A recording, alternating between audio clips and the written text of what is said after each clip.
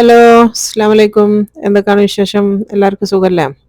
ഇന്ന് കാണിക്കുന്ന നല്ലൊരു അടിപൊളി ഒരു ചിക്കൻ കറീൻ്റെ റെസിപ്പിയാണ് കേട്ടോ. ഇത് ഒരു നോർത്ത് ഇന്ത്യൻ കറിയാണ്. ഇതിൻ്റെ പേരാണ് മലായി ചിക്കൻ ടിക്ക ഹണ്ടി.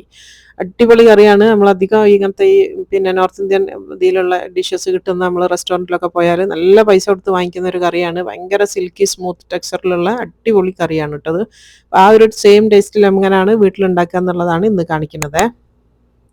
അപ്പോൾ എന്നും പറയണ പോലെ തന്നെ എൻ്റെ വീഡിയോസൊക്കെ ഇഷ്ടമാകുന്നുണ്ടെങ്കിൽ ഒന്ന് സബ്സ്ക്രൈബ് ചെയ്ത് സപ്പോർട്ട് ചെയ്യാനൊന്നും മറന്നു പോകരുത്. അതുപോലെ തന്നെ ലൈക്ക് ബട്ടൺ ഒന്ന് ക്ലിക്ക് ചെയ്യാനും മറന്നു പോകരുത്. അപ്പോൾ അത് ആദ്യം തന്നെ നമുക്ക് ഈ ഒരു ചിക്കനിലൊന്ന് മസാല പുരട്ടി വെക്കണം കേട്ടോ. അപ്പോൾ ഞാനിവിടെ ബോൺലെസ് ചിക്കനാണ് എടുത്തത്. ഈ ഒരു കറി ഉണ്ടാക്കാൻ വേണ്ടിയിട്ട് ബോൺലെസ് ചിക്കൻ തന്നെയാണ് നല്ലത് കേട്ടോ. നമ്മൾ റെസ്റ്റോറൻറ്റിൽ നിന്ന് വാങ്ങിക്കുമ്പോൾ ബോൺലെസ് ചിക്കനിലാണ് ഇത് വാങ്ങിക്കാൻ വേണ്ടി കിട്ടുക. ഇപ്പോൾ 2 കിലോ ആണ് ഞാൻ ഉണ്ടാക്കുന്നത് കേട്ടോ. കുറച്ച് കൂടുതൽ ക്വാണ്ടിറ്റി ആണ്. നിങ്ങൾ 1 കിലോ ആണെങ്കിൽ ഞാൻ ഈ പറയുന്ന ഇൻഗ്രീഡിയൻസ് ഒക്കെ പകുതി എടുത്താൽ മതി. ഇനിയിപ്പോൾ ആ ഒരു 2 കിലോ ബോൺലെസ് ചിക്കനിലേക്ക് ഇതാ നമ്മൾ വിസ്ക് ചെയ്ത് വെച്ചിട്ടുള്ള തൈരാണ്. അതും പുളി ഇല്ലാത്ത തൈരായിരിക്കണം. യോഗട്ടാണ് വേണ്ടി കേട്ടോ. പുളി കുറവുള്ള തൈരാണ് വേണ്ടത്. അത് 1 കപ്പ് എടുത്തിട്ടുണ്ട്. അത് ഞാൻ മിക്സിയിലൊന്ന് അടിച്ചതിന് ശേഷം ഇതിങ്ങനെ ഒഴിച്ച് കൊടുക്കണം കേട്ടോ. മിക്സിയിൽ അടിക്കാണ്ട് നിങ്ങൾ ഒഴിച്ച് കൊടുക്കരുത്. എന്തായാലും മിക്സിയിൽ അടിക്കണം.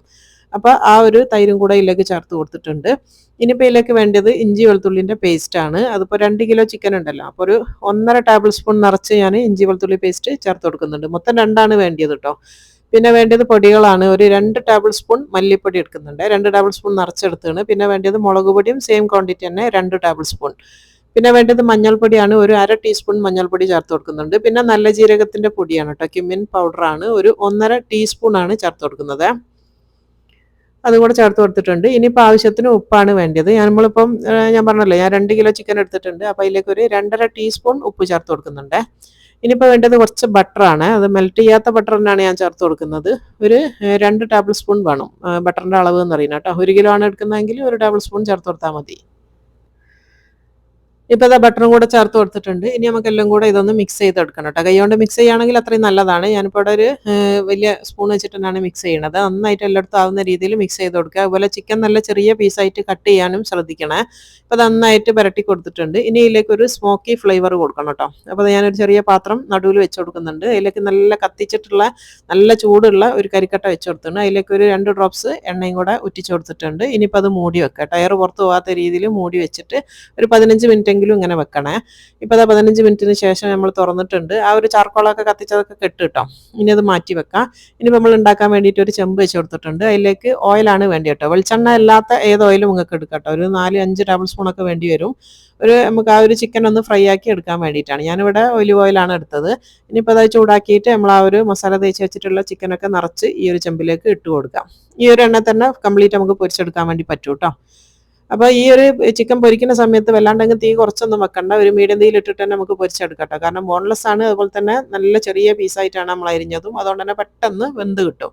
ഒരു 3-4 മിനിറ്റ് ഒരു ഭാഗം ഒന്നായി കഴിഞ്ഞാൽ തിരിച്ചിട്ട് കൊടുക്കുക. എന്നിട്ട് ഒരു 2-3 മിനിറ്റ് നേരം കൂടെ ഒന്ന് വേവിച്ചതിന് ശേഷം നമുക്കിത് എണ്ണയിൽ നിന്ന് കോരിയെടുക്കാം. അപ്പോഴത്തേക്ക് നമ്മളെ ചിക്കൻ നന്നായിട്ട് വെന്ത് വന്നോളും.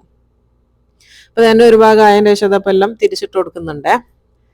ഇപ്പോൾ അതാ 2 ഭാഗവും നന്നായിട്ട് വെന്തിട്ടുണ്ട്. ഒരുപാട് അങ്ങ് ഡ്രൈ ആയി പോകാൻ നിൽക്കരുത് കേട്ടോ. അങ്ങ് എന്താ പറയുക, ഒരു കരിഞ്ഞ പോലെ പുറം ഭാഗം ആവരുത്. ഈ ഒരു രീതിയിൽ തന്നെ നമുക്കിത് കോരിയെടുക്കണം. കാരണം ചിക്കൻ നല്ല സോഫ്റ്റ് ആയിട്ട് തന്നെ കിട്ടണം. അപ്പോൾ അത് കംപ്ലീറ്റ് ആണ് എണ്ണയിൽ നിന്ന് കോരിയെടുക്കുന്നുണ്ട്. ഇതേപോലെ ഇനി ബാക്കിയുള്ള എല്ലാ ചിക്കനും ഇതേപോലെ തന്നെ നമുക്കൊന്ന് ഫ്രൈ ആക്കി എടുക്കണം കേട്ടോ. ഇതിപ്പോൾ ഫസ്റ്റ് ബാച്ചാണ് ഇവിടെ കഴിഞ്ഞത്. ഇപ്പോൾ അത് കംപ്ലീറ്റ് ആണ് ലാസ്റ്റ് ഇത്തതും കൂടെ ഇട്ട് കൊടുത്തിട്ടുണ്ട്. ഇതേപോലെ പൊരിച്ചെടുക്കുക. ഇപ്പം എല്ലാം മാറ്റിയതിന് ശേഷം ആ ഒരു സെയിം ചെമ്പിൽ തന്നെ ഒരു 1-2 ടേബിൾ സ്പൂൺ കൂടെ എണ്ണ ഒഴിച്ച് കൊടുക്കുക. അതിലേക്ക് കുറച്ച് പട്ടയും അതേപോലെ തന്നെ ഏലക്കായുമാണ് വേണ്ടി കേട്ടോ. ഒരു 5-6 ഏലക്കായും ആ ഒരു സെയിം അത്ര തന്നെ വരുന്ന രീതിയിൽ 2 ഇഞ്ച് വലുപ്പത്തിൽ ഞാൻ പട്ട എടുത്തിട്ട് മുറിച്ചതാണ്. ഇനി ഇതിലേക്ക് കുറച്ച് ഉള്ളിയാണ് ഇട്ട് കൊടുക്കേണ്ടത്. ഉള്ളി എന്ന് പറയുന്നത് ഞാൻ 2 കിലോ ചിക്കനിലേക്ക് ഒരു 3 വലിയ സൈസുള്ള ഉള്ളിയാണ് എടുത്തത് കേട്ടോ. അത്യാവശ്യം വലിയ സൈസുള്ള ഒരു ഉള്ളി.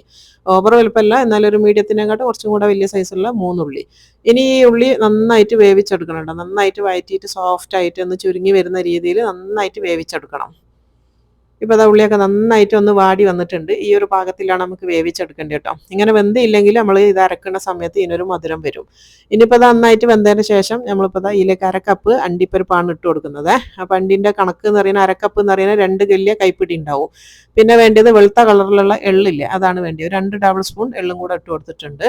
ഇനി ആ ഒരു അണ്ടിയും അതേപോലെ തന്നെ ഈ ഒരു എള്ളും ഒന്ന് ചൂടായി വരണം കേട്ടോ. ഇതിൻ്റെ കൂടെ ഇട്ടിട്ട് നന്നായിട്ടൊന്ന് ചൂടാക്കി എടുക്കുക.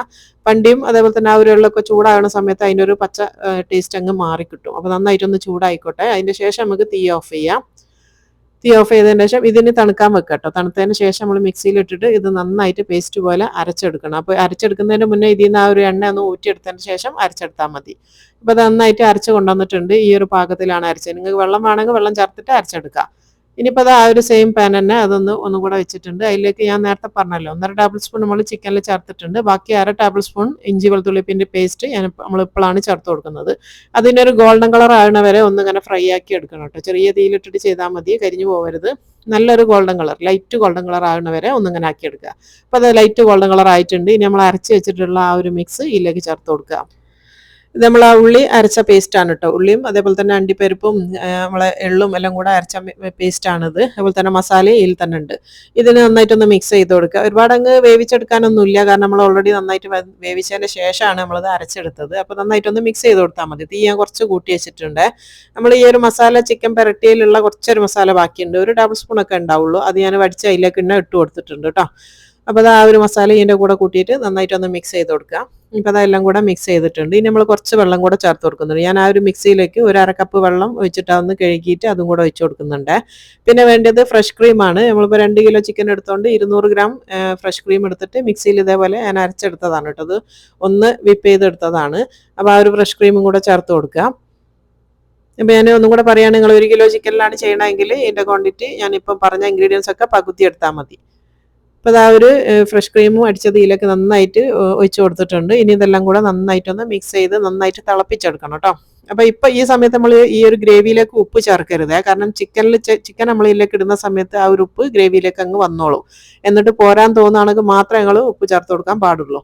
അപ്പോൾ ആ ഒരു ചിക്കൻ കംപ്ലീറ്റ് നമ്മൾ ഇതിലേക്ക് ഇട്ട് കൊടുത്തിട്ടുണ്ട്. എന്നിട്ട് ഇനി നന്നായിട്ട് ഇതൊന്ന് മിക്സ് ചെയ്ത് കൊടുക്കാം.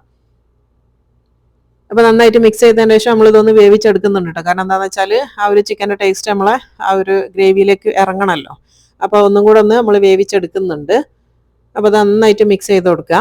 അതുപോലെ നമ്മൾ പൊരിക്കുന്ന സമയത്ത് ശ്രദ്ധിക്കണം, ആ ഒരു ചിക്കൻ അങ്ങ് ഭയങ്കര ഡ്രൈ ആയി പോകാൻ പാടില്ല കേട്ടോ. അപ്പം ആ ഒരു ചിക്കൻ്റെ ഈ ഒരു കറിയിൽ ഇതിൻ്റെ ടേസ്റ്റ് ഇറങ്ങൂല, ആ ഒരു ടേസ്റ്റ് മാറിപ്പോവും. അപ്പോൾ നന്നായിട്ട് മിക്സ് ചെയ്ത് കൊടുത്തിട്ടുണ്ട്. ഇനി ഇതിലേക്ക് ലാസ്റ്റ് ചേർത്ത് കൊടുക്കുന്നത് ഗരം മസാലൻ്റെ പൗഡറാണ് കേട്ടോ. 1/2 ടീസ്പൂൺ ഗരം മസാലൻ്റെ പൊടിയും കൂടെ ചേർത്ത് കൊടുക്കുന്നുണ്ട്.